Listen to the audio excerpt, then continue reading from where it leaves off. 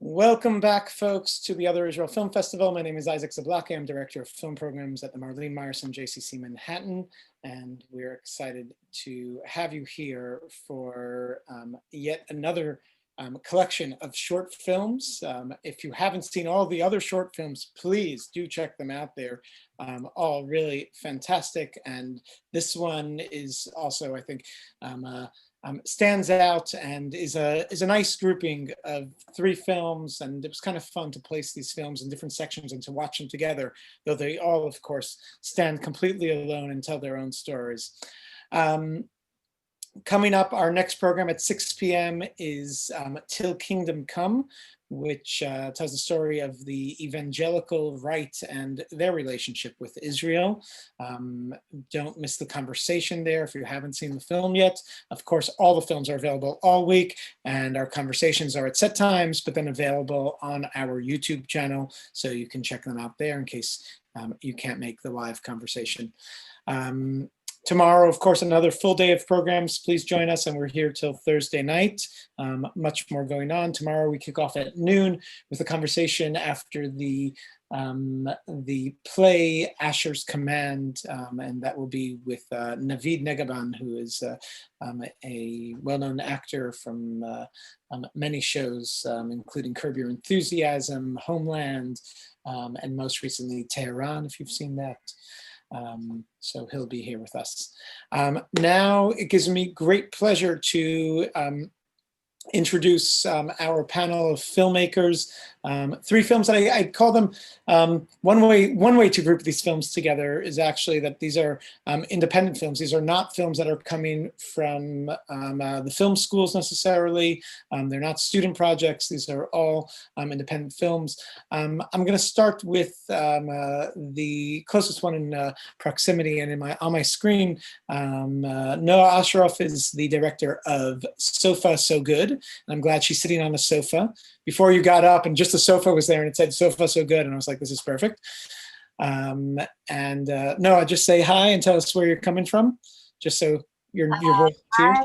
I'm coming from my home in Brooklyn. Yeah, when I wrote this movie, I didn't think that I would actually do all the Q&As for it on a sofa.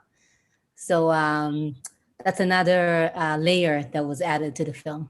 I live in Brooklyn, and I'm excited for this. Thank you. Thank you. So far, so good. Then we have Eliran Peled, the director and producer of Cinema Rex, which I'll admit is a film that was sponsored by the Other Israel Film Fund. Eliran, say hi and tell us where you're coming from. Hello. So I'm from Tel Aviv right now. It's pretty late, but I'm very happy to be here, and I hope that I will be as active and awake as I should be. So thank you so much for having me and watching the film. Thank you for being here at this late hour. And then we have the director of The Present, Farah Nabulsi. Farah, thank you so much for being here. Where are you coming from? I'm currently in Jordan right now, so late as well, but I'll try to give it my energy and focus. Excuse me if I end up yawning, though. All forgiven. And to moderate this panel, we're really excited to welcome back. She performed at our closing night last year. She is a fabulous comedian. Check her out on, Suzie, you're going to have to tell us where to find more of your material. I know I can find it on YouTube. She's on the Upper West Side, Suzie Afridi. Suzie, thank you so much. Hi, thank you for having me. Please welcome all of the film directors. I enjoyed all of the films. Mabruk to all of you. Congratulations to all of you. All 3 films I read received a lot of accolades, and each one I thought was poignant and gave you like a unique takeaway. And so my first question is to all of you, but we can start with Farah. What were some of the physical or mental checkpoints that you came across while making your film? Again, with this, you can all think about this question, but we'll start with Farah, since her film is The Present, is about the checkpoints that Palestinians have to navigate on a daily basis. No fair. Starting with me with checkpoint. Yeah, no. So first of all, this is the first film that I've directed. So I've written and produced, but this is the first film that I've directed. So of course, a big checkpoint, if you like, was can I do this? I mean,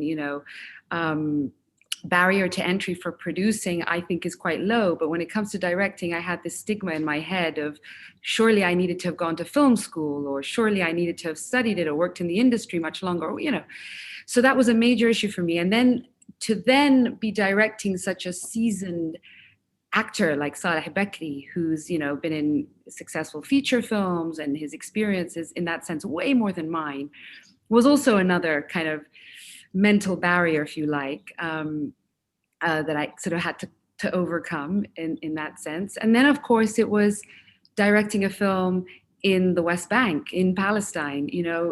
Again, what would the checkpoints be for me there? And making a film is hard enough. As all filmmakers know, you're chasing the sun, you're against the time, you've got a budget.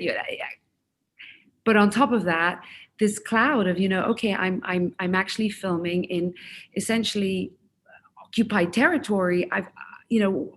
Could I be stopped at any moment? Which zone am I going to be able to film in? What area? B, C, locations. There was a lot more on top of that, which was obviously, pretty daunting. So there was a lot. There was a lot to overcome. And I think since then, I kind of have moments of imposter syndrome, especially when the film has received such accolades and things. But, all overcome. And Stanley Kubrick said, the best education in film is to make one. And that's what I did. So it worked out. It worked out. What about Noah and Eliran? Do you guys want to talk about the mental or actual physical checkpoints that you came across? No, you want to go first? Yeah, I'll go first. So I wanted to make a short film in Brooklyn, and I tried to make, it's funny because I tried to make something simple. I thought about like a story I can tell in Brooklyn that would be simple, and just locations that I can get easily, because, one of the main challenges in short films is like a budget, and to work with actors that I can probably have access to, and do something like that. And then it's every time you think you're gonna have it easy, and then every time you have another point where when you put challenges on yourself and you just have to deal with them. So I think the main because I casted a young Arab woman, the main one of the biggest checkpoint, let's say, was to cast and to find someone to play her mother. That was a huge challenge. You got a star. Yeah, and eventually I got like the probably the best one. And I think one of the reasons was because there were hardly any. So I just like literally didn't really have a choice. And another one was to work to work like in the very low budget. I'm also from Israel, and I have a lot of friends and people I know in New York, but I don't have like my film community the way I have it in Israel. So that was another challenge, to kind of find my crew here that will help me. Yeah. Okay, while we have you, I loved your film, and I loved Abir. I want to know more about Abir. What's gonna happen with her? Like, what else is she gonna lose? Like her mother said, you have nothing to lose. But I feel like there's a sitcom there, or there's a feature film there. But and this might be too serious of a question for a comedian, because you're a comedian. But what parallels did you consciously make between the main character Abir and the Palestinian people? Wow, it's a very serious question. First of all, I host comedy shows. I'm not like a professional comedian, but I host and produce comedy shows, and I'm in that world. And Natalie Alkar, my lead, if you wanna check her out, she's a comedian, Lebanese comedian, and she's great. And I have to say that she's Lebanese and Hiam is Palestinian, so I kind of leave it vague if they're like Lebanese or Palestinians. And I think it was something for me that was important, because I wrote the script from like a very personal point of view, and I cast it, and then I chose to cast Natalie just because she was great. I didn't mean to have, it wasn't like an intentional or political, there wasn't like a political thought behind it. Yeah. I think, I mean, the fact that you have to, just to be like an immigrant is hard enough of an experience. And to speak of the parallel for the Palestinian experience, it's something I don't feel like I could do. Maybe you could do it, Suzie. I make anything about Palestinians. Like anything I watch on TV, I'm like, this relates to Palestine. Exactly. No, so I'm actually happy. I'm happy you see that. Yeah, but like, it's funny because one of my Palestinian friends saw it and then he says, well, eventually our mothers are the same. So yeah. That's what my son said. He goes, are all Palestinian mothers like this? Yeah. So. Eliran, what about you?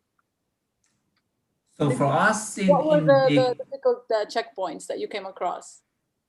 The most difficult thing about Cinema Rex is the fact that it's an animation film. The animation industry in Israel is not very advanced. And in order to make it in the way that we wanted to make it, we needed to create a pop-up animation studio only for the production of Cinema Rex. So, you know, as a young producer, you find yourself in the situation that you are the owner of a studio.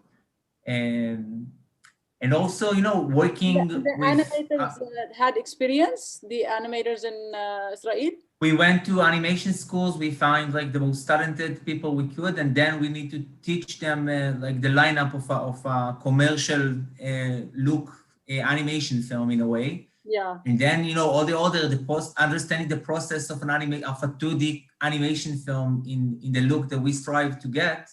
So I went out to the state. I looked for anyone who could teach us the process, and it was really was almost a year of production to create this film. So it was honestly an unbelievable experience because it started like with me and my partner Mayan in a room trying to figure out how to do it. And in the end, it became a process with 20 animators in Israel and also some animators from Poland and Cambodia that came on board. So it was That's it's amazing. also, you know, it was before COVID-19. So the entire production of this film, I used to go once a week to Poland and once every month to Cambodia. So we could not produce this film nowadays, I think, but so it was an interesting adventure to create it.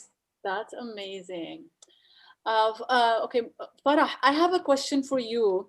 So when I watched the film, I noticed that Saleh's back, the main character, his back was hurting.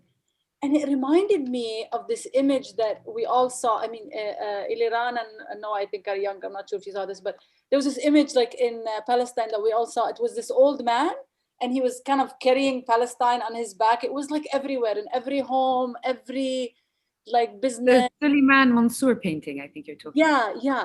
And so was like, you know, the image of the main character, sort of his back is hurting and he's like at war with himself, you know, he's trying not to get frustrated, but it's frustrating. And so was that symbolism intended that he's carrying Palestine on his back and like every... No, that wasn't symbolism. That was realism. For me, it's in life, we go through so much crap already, you know, a kid needs a bathroom, you know, in the middle of a shopping trip. In London, my kids have said to me, I need the toilet. And it's, you know, you solve it. It starts to rain. You grab and jump in a taxi. Yeah. So physical ailments are also a daily part of life, whether you're in Palestine, Israel, or anywhere else in the world, you know?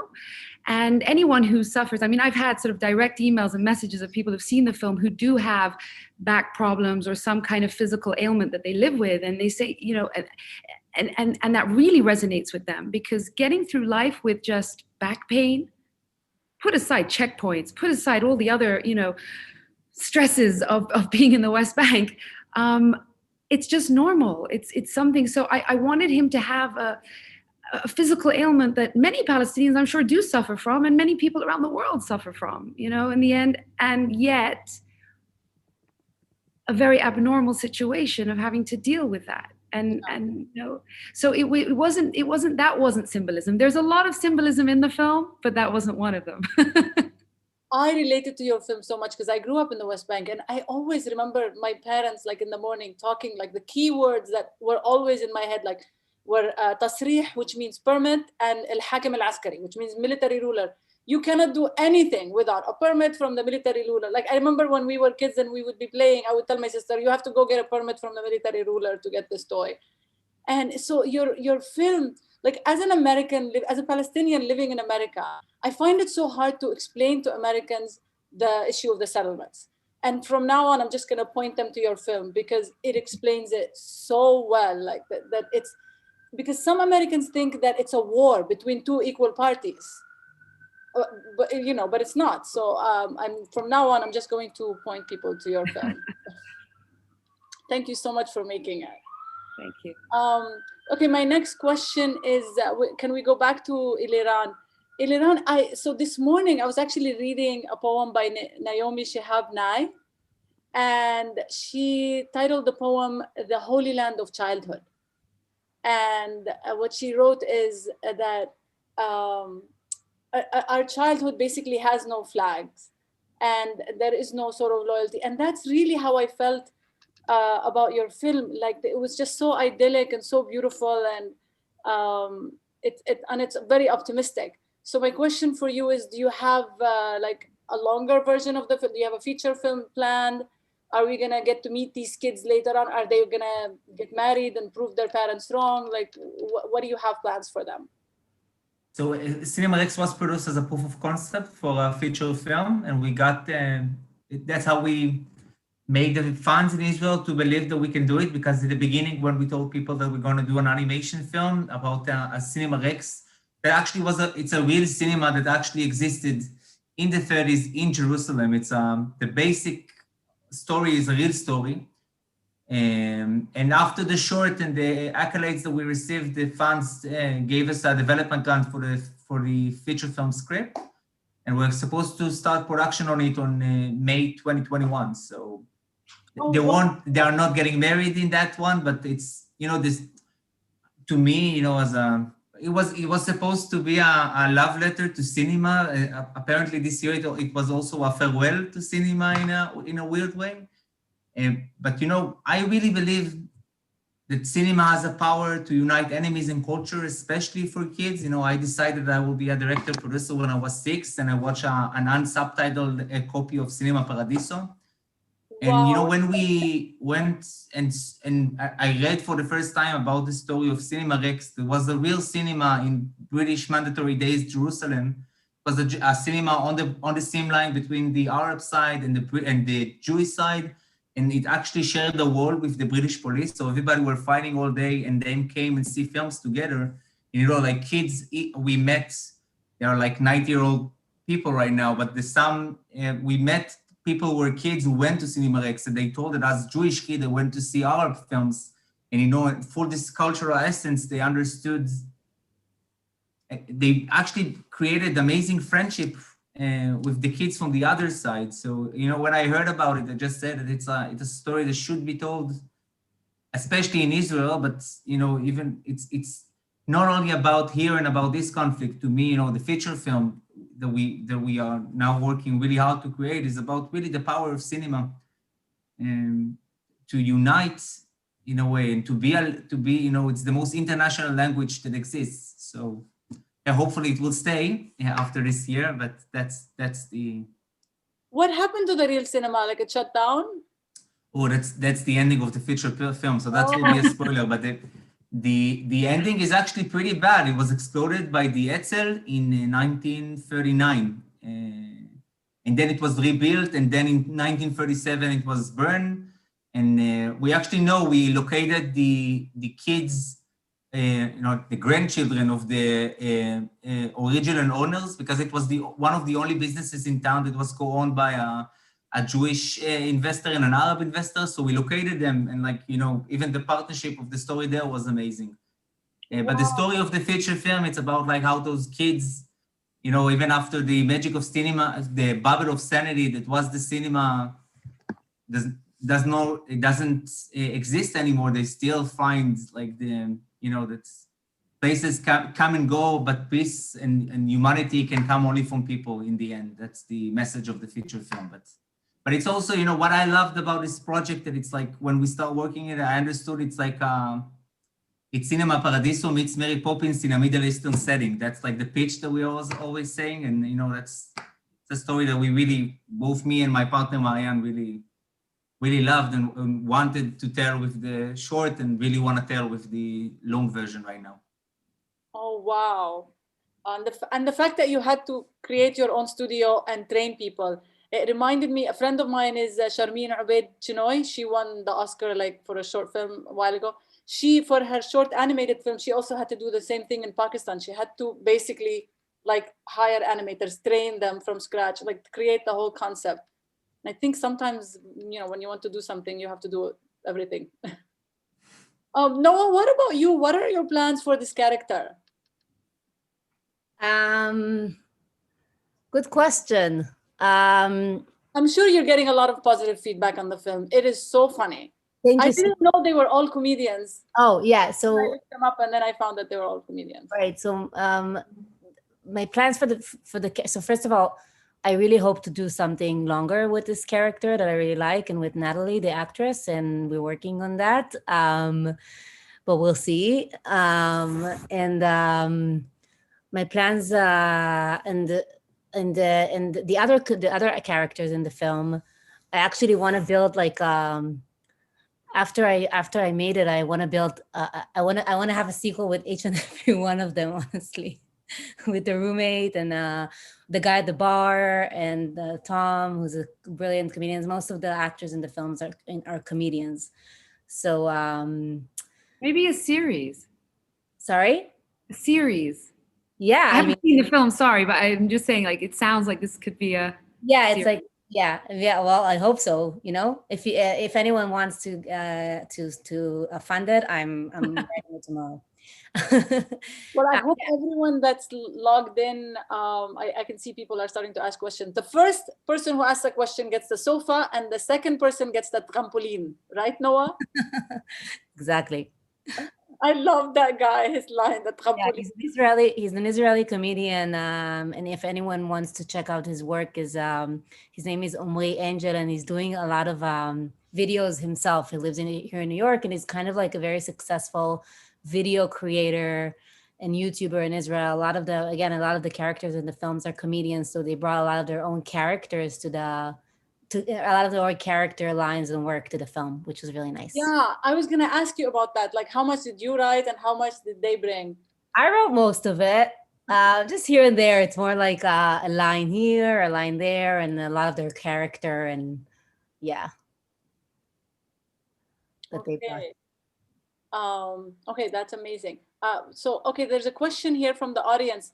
The first question is for Farah. The ending reminded me of the Syrian Bride. Actually, yeah, me too. Did the film influence you in any way? Have you seen the film, Farah, the Syrian Bride? No, I haven't. No. I honestly, the story is completely original, but based on, inspiration from different conversations and different things I've seen and witnessed and even personally experienced. So in terms of if I can pinpoint an individual who I can say inspired this story, it's a young man that I've gotten to know over the years called Abid, and he lives in Hebron, and he lives on a road where there's a checkpoint 100 meters away from his house, and he goes through that checkpoint sometimes 2, 3, 4, 5, 6, 7 times a day. So he's where, I wrote the story a year later after having a conversation with him at this checkpoint, which had a turnstile and had the metal detector. And, I said to him, okay, let me understand. If you need a new couch in your house, what do you do? And he's like, if it doesn't fit, it doesn't go. I mean, in theory, you can get permission, but no, if it doesn't fit, it doesn't go. And that's where I was like, wow, like, what the hell? So that's where, if I want to pinpoint that, the ending itself, that was a really tough one to narrow, because I'm sorry to say, but I'd say the most fictional part of the film is the ending. But I wanted to offer something more hopeful. I wanted to offer an alternative, because usually in those circumstances, I hate to say it, but a more likely outcome would be potentially lethal force or physical injury and or arrest. I don't have a story to tell you where I met someone where a soldier said, no, let her pass, or someone pass, or a child would take something across on the road they're not allowed to be on. I don't have that. I can confirm every other part of the story. from individuals or things I've witnessed, or, but when it came to the ending, sad to say there isn't, but I really wanted to offer an alternative, and kind of suggest that it's the youth and it's the next generation, and a female, interestingly enough, that are coming out maybe wiser and stronger and taking some kind of control, instead of us stupid adults, So that's where that came from. Farah, I was reading your bio and I related to it because you used to, well, I wasn't a banker. You used to be a banker and then you became a filmmaker. I used to be an accountant, but I was a terrible accountant. It was actually like a trip to the West Bank that inspired me to do comedy. And it was around, I read that you went in 2013 and you were just so moved by these stories that you heard from women, talking about like, what their sons went through. And so was that the impetus of, like, you came back to London and you said, I have to do something? Yeah, totally. I mean, I was an investment banker for a number of years, and I ran a business for a few years, but I was basically, in the corporate world. And I'd been to Palestine many times as a child. I mean, I'm Palestinian, and I was going as a child, and then around the first Intifada, nothing for 25 years. And then I go back for the first time as an adult, 2013. And a number of consecutive trips right after that. And I kind of thought I understood the situation, read the books, I've heard the sound bites, we all read the articles and so forth. But honestly, there is no comparison to really witnessing with your own two eyes what's going on the ground.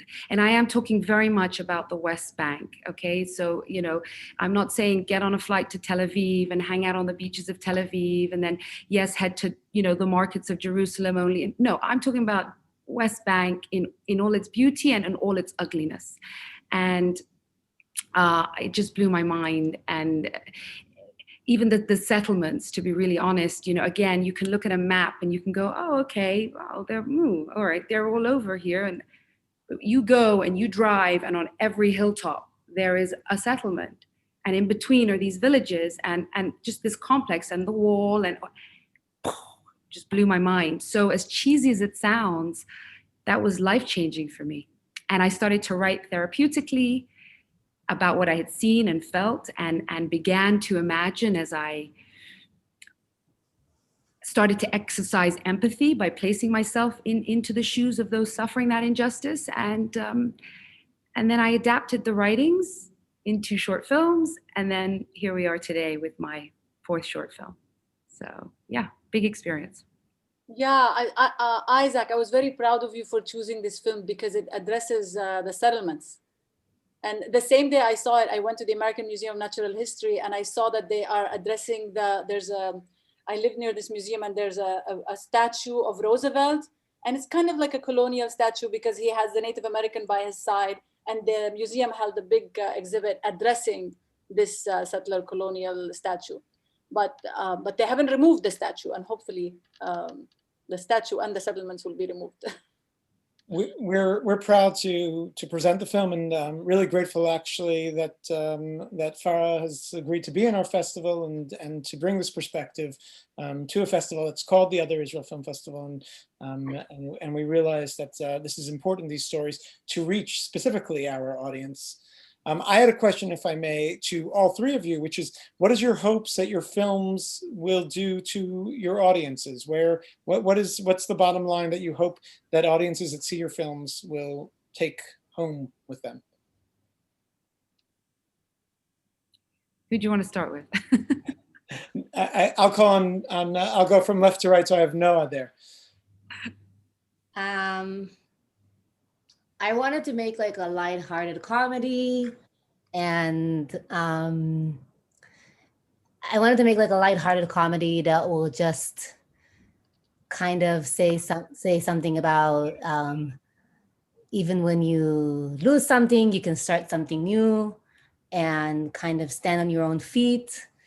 And it was more about like being newly single in maybe lonely New York. But more specifically, maybe to this festival and the audience here, what was interesting for me in screenings in like Jewish film festivals is that again, the story was very personal for me as an Israeli woman. And then because I cast an Arab woman, we kind of worked on it together and saw, I mean, it sounds very, very kitsch, but how much we have in common. And even just like working together with someone who's from Lebanon, and I couldn't have worked with her if we were in Israel, and how much misconceptions, even like throughout the film, there is about her character. And sometimes it happens to me as well, that people make certain assumptions about me because I'm Israeli. So the same things happen to her. People make assumptions about her because she's an Arab. So we kind of changed that around her. And that's another thing that I want people to take from the film. Yeah. I have one final question, and then we'll pass it on to Isaac with the questions from the audience. So my question is for all three of you. Have Arab audiences seen this film, and what was their reaction? Like Farah, in your case, like have Palestinians seen it in Palestine? Yes. Sorry, I thought we were going to answer Isaac's question because he was saying each one of us. So I don't know. I'll get back. Yeah. I'll come back to that. Or you can come back to me. I let Suzie go first. I'll do both. I'll do it quickly. Oh, even better. So in terms of in Palestine, yes, it was at Palestine Cinema Days. They managed to do an in-person festival as best they could with COVID, situation, and well received. I mean, Palestinians, of course, they appreciate films like The Present, that can be seen in the Western world in that sense, and it's like giving a voice to their own circumstances. So that was it in Palestine. In terms of audiences such as this audience and all audiences, what I want them to take away, like for me, I believe in kind of making films that raise the global social conscience, that have that depth and meaning, and that resonate with people, of course, on an emotional level. So I want to give audiences an emotional experience as a filmmaker, but I want audiences also to contemplate the human dynamics, required to cope with such a circumstance. I want them to think about what life is like for people like Yusuf and Yasmin, and when something so simple, when daily life is made so difficult, and deliberately and unnecessarily so. And so in that sense, I hope people just contemplate the film, and want to understand a little bit more about it, and just recognize that Palestinians basically want to just have the freedom to go and come as they please, to live a life of freedom and liberty, and and that's it. So without the indignities and the frustrations and the absurdities of it all. So that's it. Eliran? So I will start with Isaac's question. I think for us, the main issue in this film is it's a film about hope in a way. And,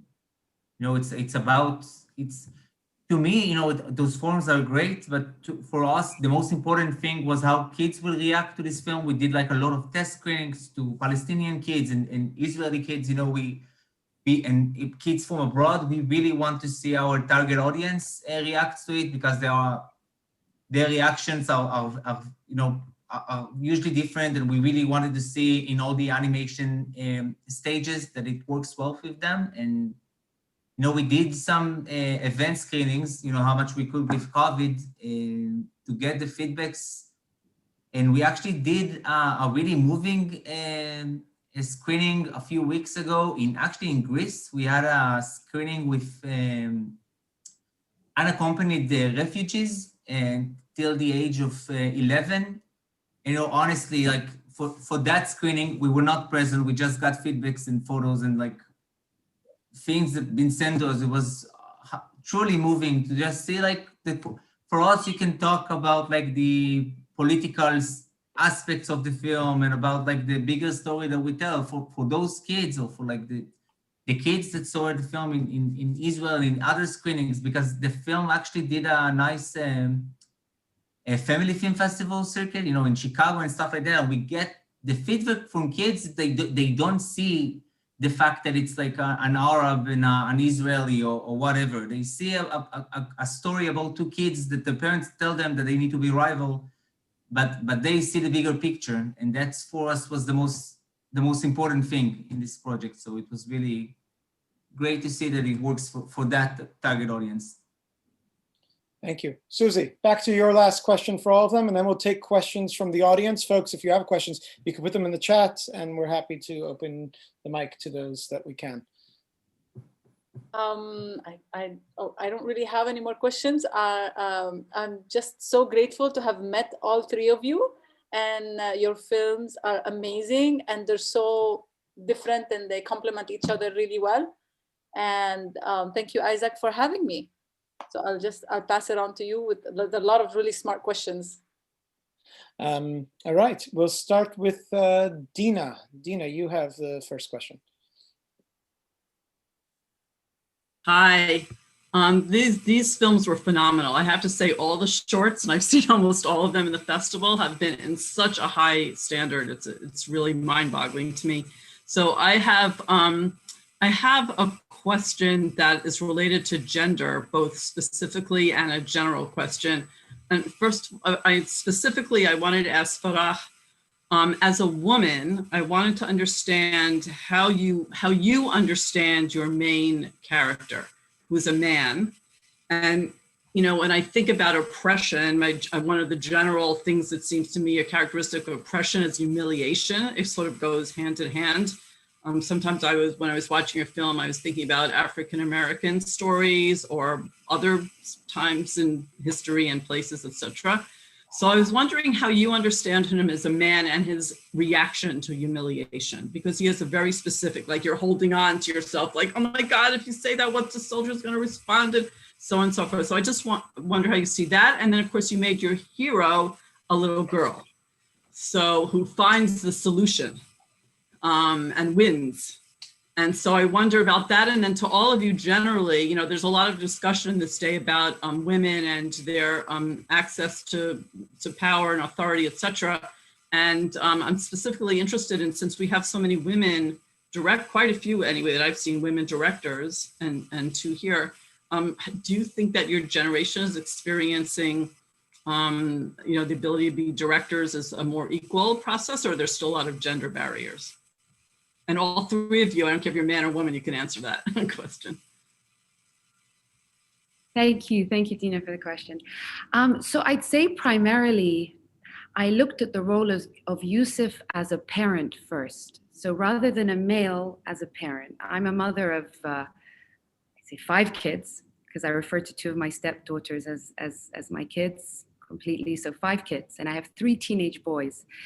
So for me, I looked at the role of Yusuf primarily as a parent and then as a man in that sense. So it was something in the sense that I could relate to as a parent, okay? But also, I mentioned earlier that there was this young man in Hebron that I have gotten to know that really was the inspiration or the spark for this particular story. And he's a young man, younger than the protagonist I created in the film.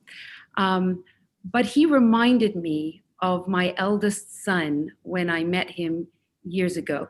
He was about 20 years old when I met him, and my eldest son at the time was, maybe 9 or, you know, but I just saw him as the older version of my own son.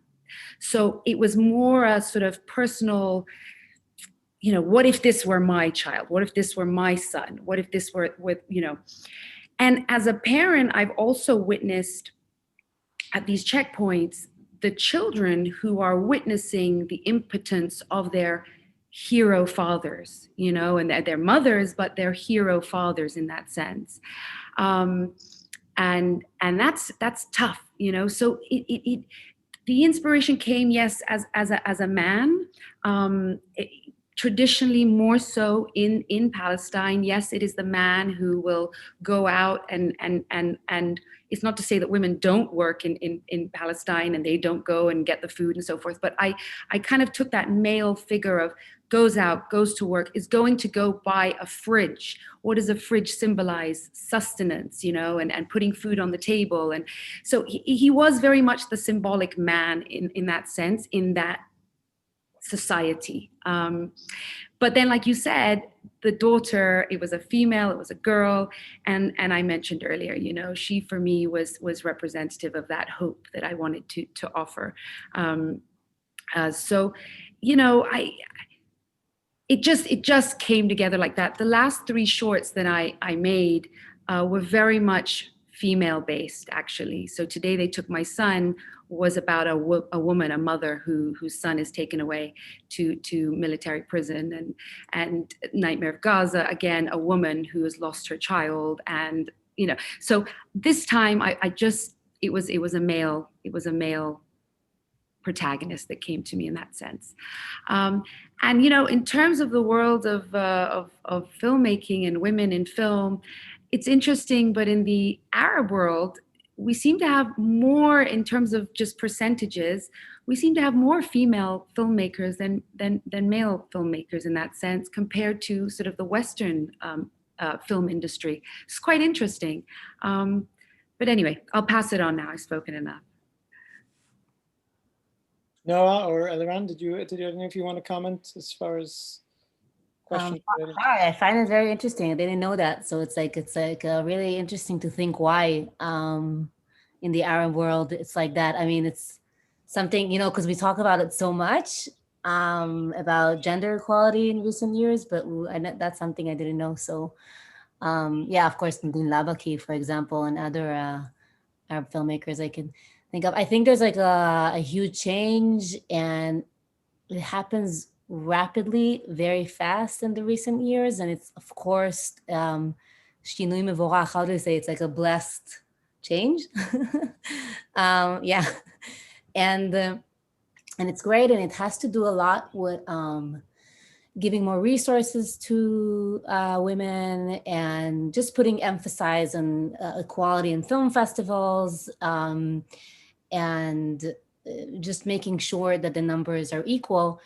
In terms of and also finding more women to direct women's stories, which is great. In terms of equality, and still in terms of the barriers, I think the first barrier is that it's only a recent change. So younger people still don't have a lot of role models. It happens slowly. And I think that also how like sometimes like sometimes changes are made very fast. Like, let's just give a lot of women, like more women money to, you know, to make films, but it comes from the roots, like just to see who manages the institutions, to think about how, like, who teaches it in schools, to make sure that not only women from higher class or women or young women who has money can go and see themselves as filmmakers, to really, you know, and that's something that will take years, and yeah, but certainly it's like a change in the right direction, I would say. Eliran, did you want to chime in? Sure. I just want to say, you know, I'm working as a producer in Israel, and you know, this year the Israeli Academy Awards. So 3 out of 5 directors, like the best director nominee, was actually women, and Ruti Pribar did an amazing film called Asya, and she actually won. So I really hope, and I see in my production in the production company I work in, Somayoko, we did a show called On the Spectrum, that won the Cannes Series Award, and it was created by an amazing female show creator. And we see so many talented women in the past few years that they receive the opportunity, and when they create amazing films. So I hope, you know, right now in Israel, I know that the situation is better than the States, because, you know, you didn't have, in the States, there was never more than one female director nominated at the same time. So I hope it's going to happen everywhere, because in the past 2 years, I think the revolution that happens here just made made better content in Israel, and we see amazing things. And I hope it's just like that in a few years, it would be 5 out of 5 nominees and not only 3. So we are in the right direction. And I'll share that from the film festival world, as someone who sees films for film festivals, there's a revolution going on. It's amazing to see. And our next festival coming up is our Social Justice Film Festival on MLK weekend, and 90% of the films are by women directors.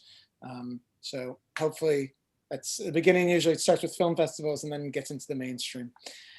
We have another question from one of our participants, Carly. Hi, yes, thank you so much to the filmmakers, all of you and the organizers for this really wonderful event. My name's Carly Krakow, and apologies, my video is off. My internet is quite poor at the moment, so hopefully you at least hear my question well.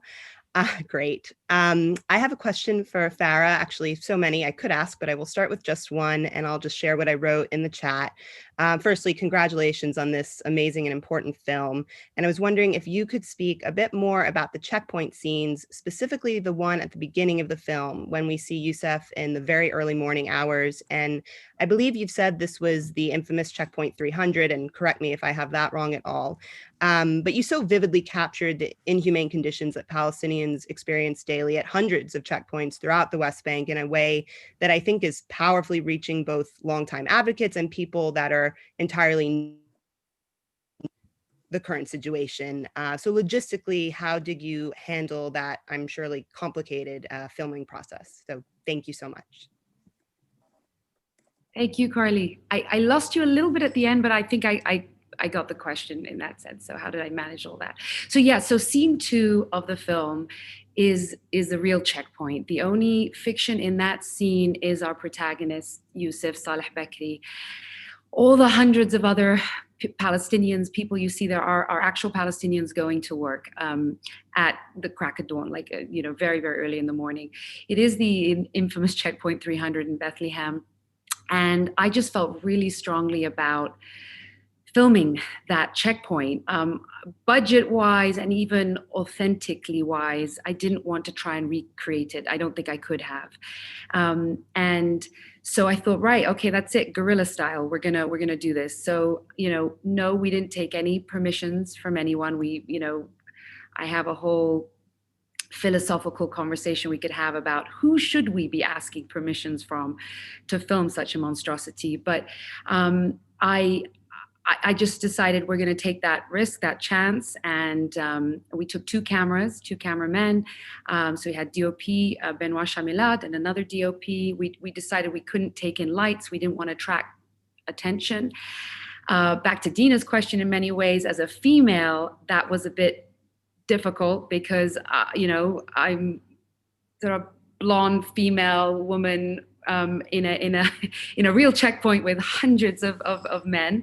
So I would come out and I would direct, and then I'd go and hide behind a wall again. And it was probably the most rewarding scene for me of the entire film. We knew up to what point of line of vision where we could film up to without kind of really pointing ourselves out to military around the corner. And so the soldier, the first soldier in the film who stops Youssef, that young man is actually, he's not an actor. He is a Palestinian. He's around 22 years old. And he sells phone cards at that checkpoint every morning from 3 a.m. till around 7 a.m. And then he goes off to university in Bethlehem. So he's like a hustler, wheeler dealer in that sense. And he was my fixer. He was my guy. I found him at that checkpoint when I was doing my own recce's at that checkpoint, conversed with him, and then decided, okay, do you know what? I want to cast this kid as it's not a kid, but as in the film. And he spoke Hebrew, and he understood the checkpoint so well because he works there. So he was my fixer. And the crazy part is, the night before, I couldn't sleep. I couldn't sleep for actually 2 whole weeks of this entire process, prep period and filming period. I was on average 2 hours a night. And I decided I would walk down to the checkpoint and just take one last look the night before we were filming there. And none of the lights were working. All the bulbs had they just weren't working. And I freaked out because we had no intention of bringing any lighting. So I called Amir up, this young man, and I said to him, oh my God, I need lights. What are we going to do? And he's a plumber and he's an electrician. That's his side job and this job. And he went and bought light bulbs and crates and put them up. And so actually all the people, the Palestinians in that checkpoint were really grateful to have lights, because usually they're actually standing in darkness, sort of up against each other in this monstrosity. So the whole experience was pretty insane. Thank God, we weren't stopped or anything.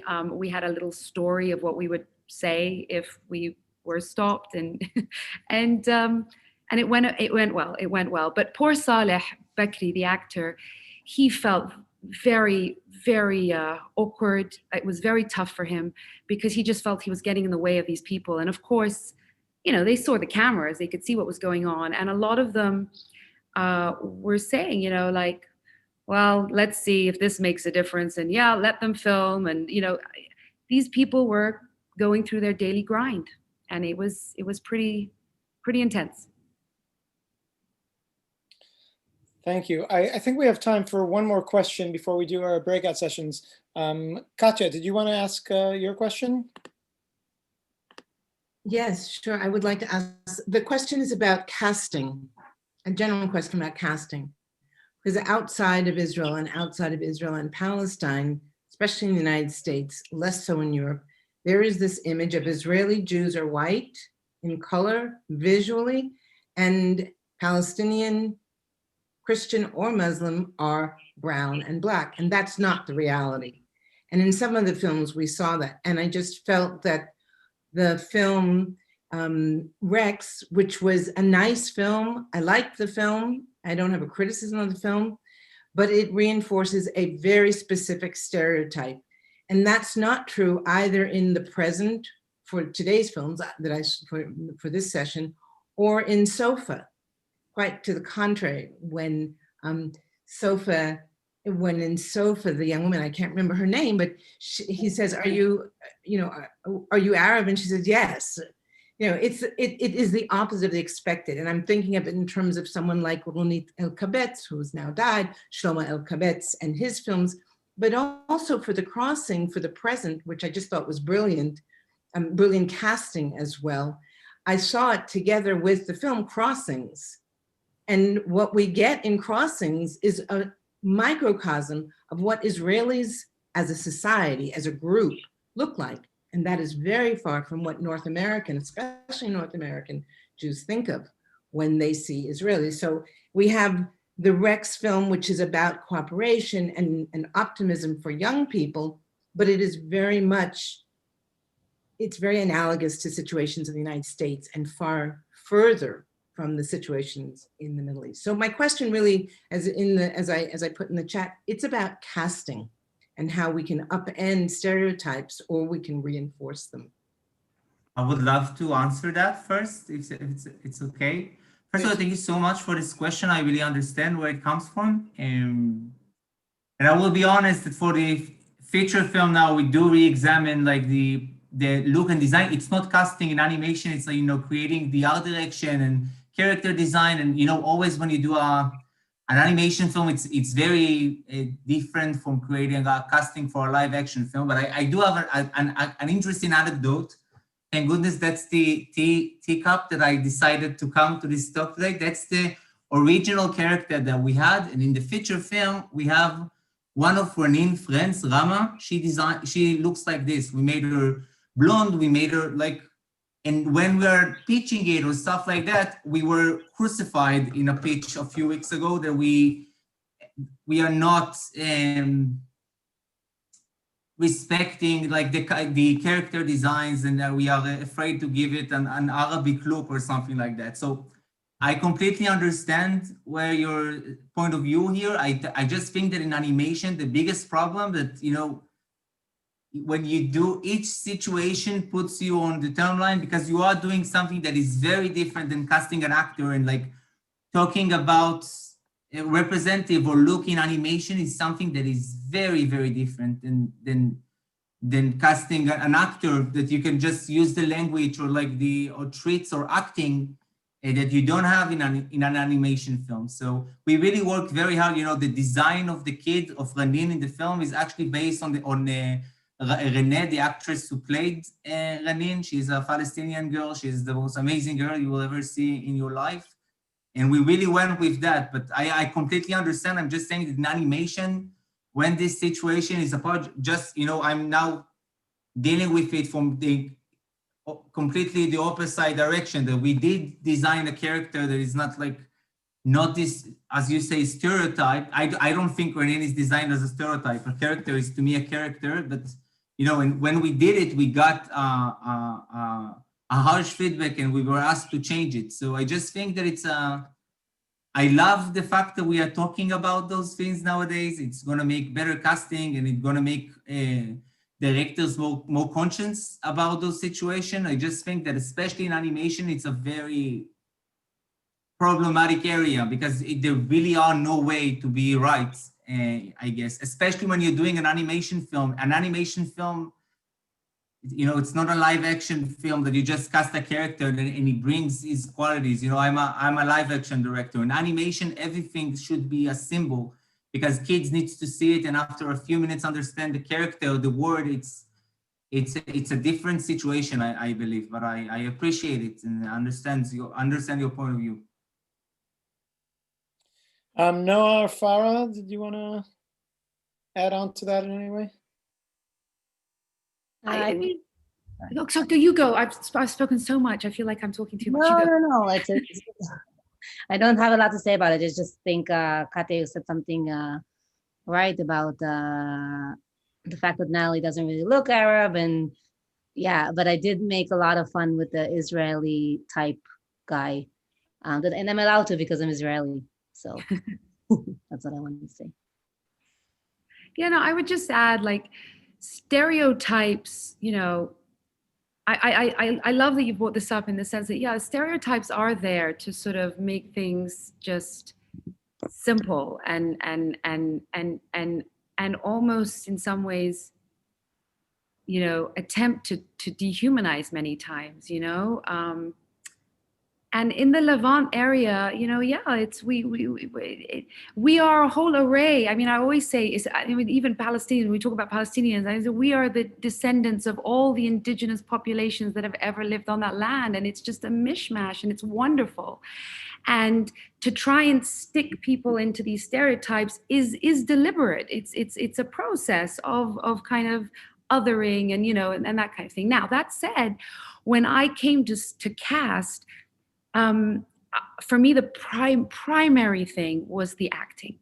I mean, it was like, I'm not thinking about the way he looks right now. I'm thinking about, I need a really good actor, because he's going to hold this 24-minute film. And at the time, I didn't know how long the film's going to be, but you know, this guy. And for me, Saleh Bakri was the actor that just was in my mind when we wrote the script. Like, so that's how he came about. Now, Saleh has these incredible blue eyes, as does, you know, many Palestinians. I mean, you see the soldier who I cast I mentioned earlier, Amir, green eyes, and, you know, the different colored skin and the different.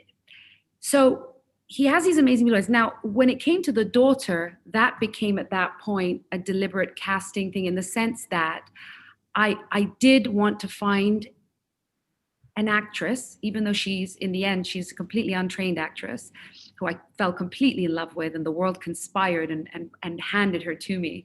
But I did want her to look like the father. I wanted that. I didn't want, I could have cast someone, she looks like the mother in the film, or I wanted her therefore to look like her father.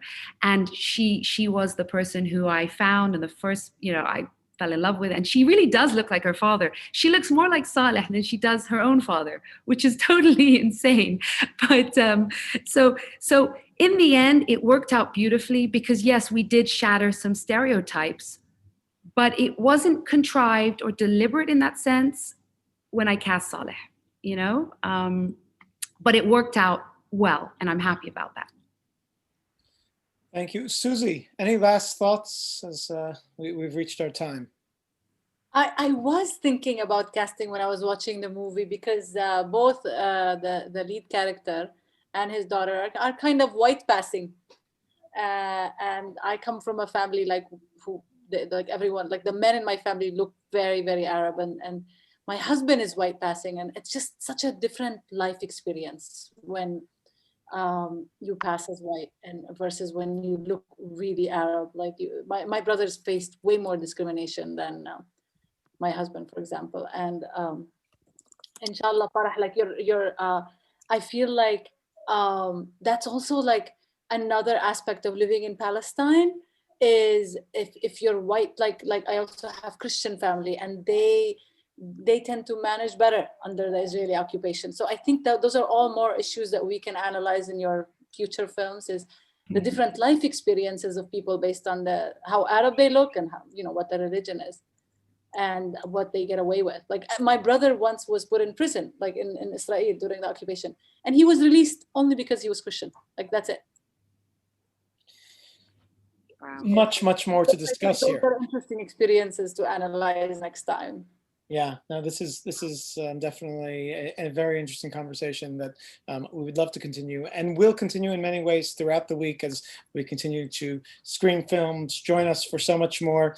Of course, our next one is at 6 p.m. We have our next conversation, Till Kingdom Come. It's a fabulous film. Please join us. And check out all of our conversations on our YouTube channel.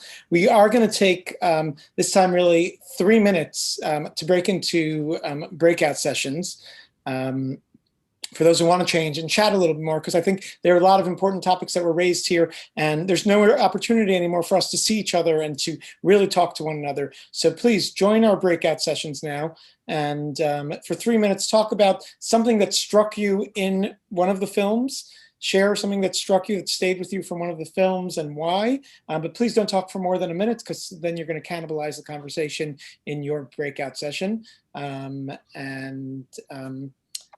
We'll see you all back here right afterwards to say thank you again. Folks, I just want to give a big thank you once again to the filmmakers for their amazing films. Really have been so impactful and so wonderful. Everybody should spread the word. Tell your friends to see these films this week, because it's the only week they're available here. Farah, thank you again. Eliran, thank you. Noah and Suzie, thank you for a fabulous job. Check out Suzie Afridi's comedy. And join us for more. We'll see you all soon. Thank you all. Thank you.